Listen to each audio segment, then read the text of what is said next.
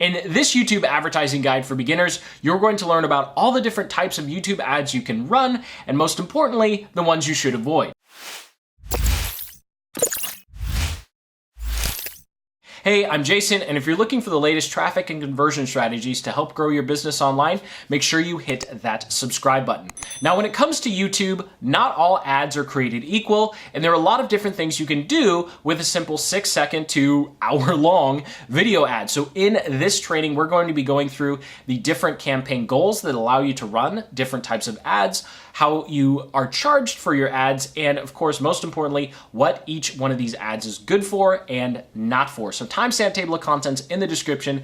As we go through this particular training, at the very top, we'll be highlighting which campaign goals allow you to run which ads. And of course, we're always going to be selecting video. So we're going to go through in-stream ads, both skippable and non-skippable, bumper ads. Then we'll also be going through discovery ads and a type of ad you may have not have heard of before, Outstream ads, and we'll wrap up with the two best type and why they really are the only two that you might actually want to start using and just ignore the rest. But I digress. Let's go ahead, jump right in. Now, the first one we have is an in-stream ad, and an in-stream ad is going to be the easiest to run because it works with pretty much every single type of campaign goal except for app downloads, but app downloads is a whole nother animal, so it pretty much works with all campaign types. Now, the way in-stream ads work is someone will go to YouTube, they'll try and watch a video, and then the in-stream ad will pop up, and they have 5 seconds before they're allowed to skip the video. If they skip the video before 30 seconds of the ad is up, then you as the advertiser actually don't pay anything, which is what makes these ads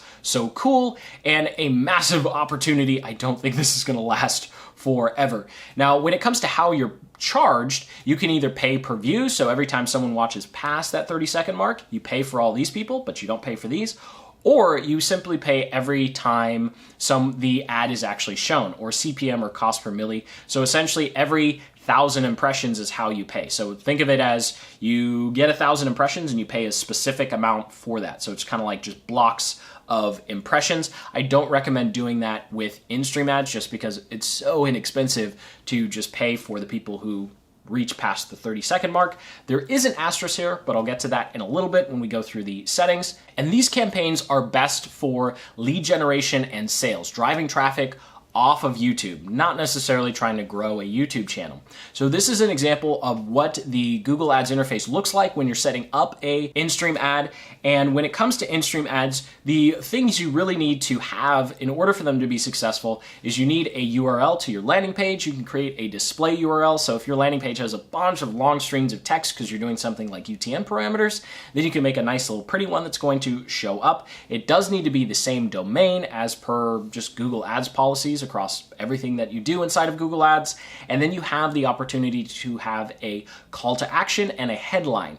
And something to note here, someone actually has to click the call to action button. If they just click anywhere in that banner, it's not actually going to send them off of YouTube. So I highly recommend, at least for now, to have the call to action button click here so someone knows they actually need to click on the button. They can't just click the little banner. And something to note here is if you decide to use a champion banner, these are the dimensions that you need to use for your image. Although I don't recommend doing this because if you upload your own champion banner, this is something that shows up on the right-hand side of the video as it's playing, then you're automatically charged for every impression. Now, the next one on our list is a non-skippable in-stream ad. So with in-stream ads, you have no limit on the amount of time they can run.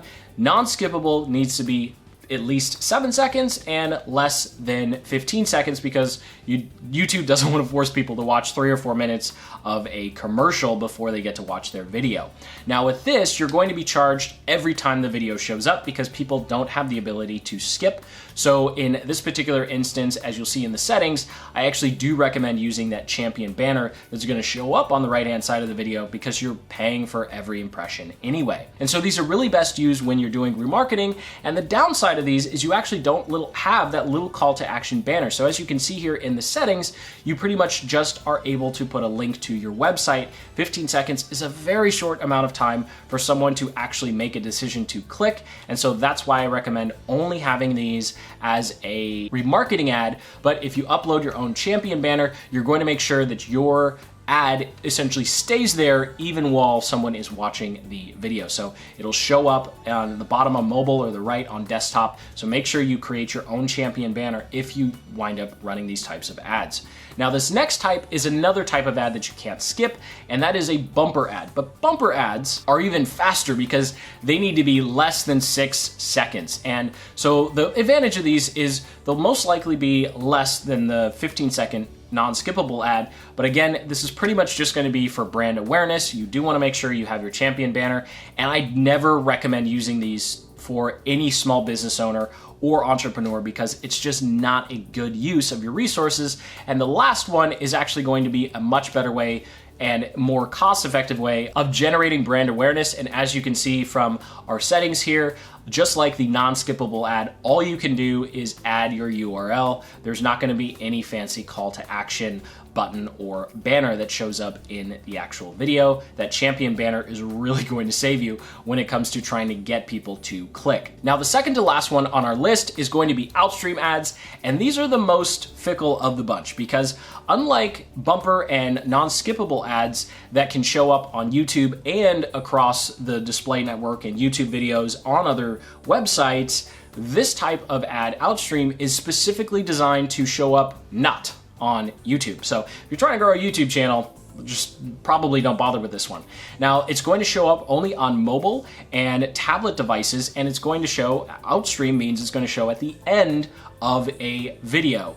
Whether that video is a YouTube video or just another video playing on another site or a new site, you're not really gonna know until you actually run ads. So the way these work is you pay for every 2-second impression. So you're going to bid per 1,000 impressions, and if someone sees your video for at least 2 seconds, it's going to be counted as an impression, which is a roundabout way of saying you're gonna pay for pretty much every impression. It's kind of like if you know how Facebook ads work, 3 seconds is all it takes for it to count as an impression, and 3 seconds is plenty of time for someone to be scrolling through their device and look up around and then come back down and go, oh, that was an ad, and then just keep going. So pretty much ignore that 2-second thing and just think of it as you're paying for every single impression. And the only time I would personally recommend using these is if you're doing any sort of remarketing.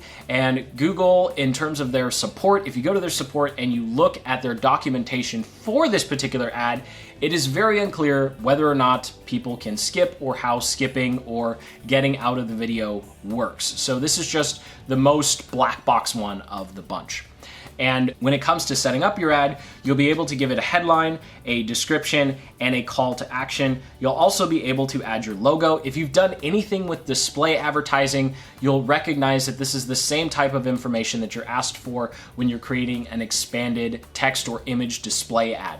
Now, the last one on our list is my personal favorite, so I'm going to be biased here, and that is discovery ads. So discovery ads are videos that show up across YouTube, and the main difference between discovery and everything else we've talked about is discovery, someone actually has to click. It's not going to autoplay anywhere. So someone actually has to click the thumbnail, and that's when you're charged. So it's pretty much cost per click, although they still call it cost per view. But just remember that view here means someone clicked on the thumbnail and watched like a second or two, whereas view with the first one, in-stream ads, means they actually watched 30 seconds. So whenever you're comparing your cost per views, you do want to keep that in mind when you're running ads, because a view for discovery is very different than a view for an in-stream and some of the other ones that we've talked about. So with discovery, you're obviously only going to pay cost per view, that's not cost per impression, and they're going to show up on mobile, tablet, and desktop as search and suggested videos. I have yet to see any of our ads across our internal or clients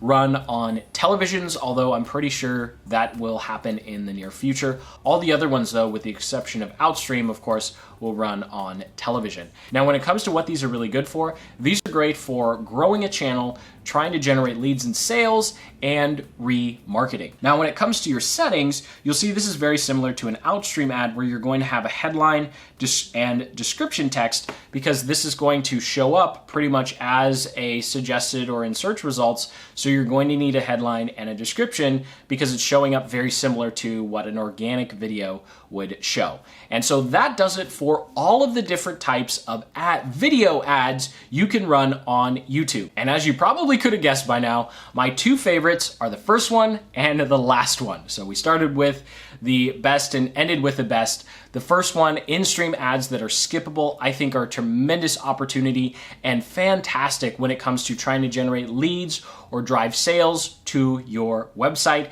because that 30 seconds is just absolute gold in terms of filtering out all those people who aren't interested in whatever your product or service or lead magnet is. And when it comes to discovery ads, it's a great way to grow a channel or just build brand awareness. The reason that I like discovery ads for brand awareness, especially if you're doing a content marketing strategy, is someone actually has to click on the ad before you're charged. Where with the non-skippable and bumper ads, well, you're paying for people who might not care at all. And also what's great is discovery ads, if you're doing any sort of YouTube content marketing, is going to accelerate your channel growth and also give you insights as to which types of videos your potential customers actually enjoy. Because if you're just posting organically, it could take a really long time to get a few thousand or 10 or 20,000 views, whereas a few $100 or $1,000 with YouTube ads, and you're going to get data that could have taken you 6 months to a year to collect organically. So thank you so much for watching. I sincerely hope you got some value out of this video and you have a much clearer picture of the types of ads you can run and what campaign goals you need to select in order to run them. So make sure you hit that like button, subscribe for more marketing tactics and strategies just like the ones covered in this video. And until the next, keep building the business you love.